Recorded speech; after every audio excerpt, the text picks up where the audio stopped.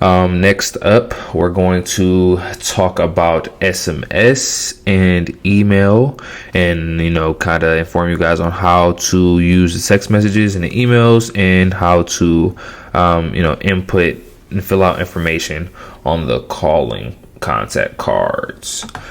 So first up, we're going to talk about SMS. This is very underused, but I think that in the new year we will definitely use this more often. But right next to contact, at the top of the contact card, there's an SMS button right here.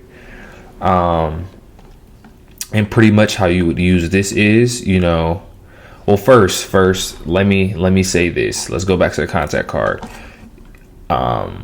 You have to go to user profile settings. If you're going to use SMS, you need to go to user profile settings and make sure you change the caller ID strategy to main line. You need to save it, and then you can go back to SMS. So what I do, for example, you save it in that instance, go to agent dashboard, and then now you're ready to go, because you're going to be sending a text message out from the main line, which it can send and receive. You can't do that from the other lines. Just make sure you do that, and then you'll go back to the SMS, and then there's SMS templates. So we have some welcome, some missed call ones, things of that nature.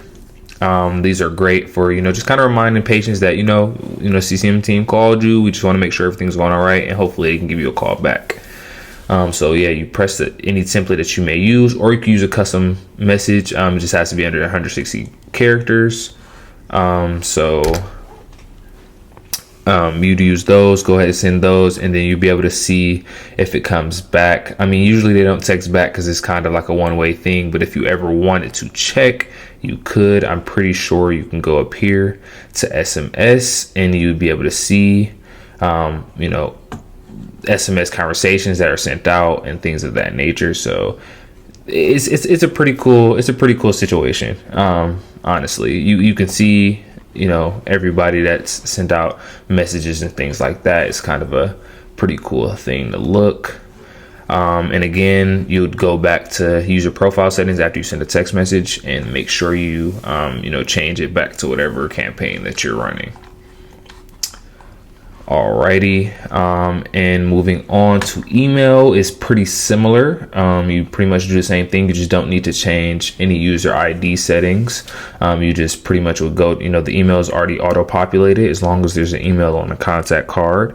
And again, we have the email template that just, populates itself, and it, places the practice, all that good stuff. So you definitely send these out when you get the chance, but you need the email and the contact information first.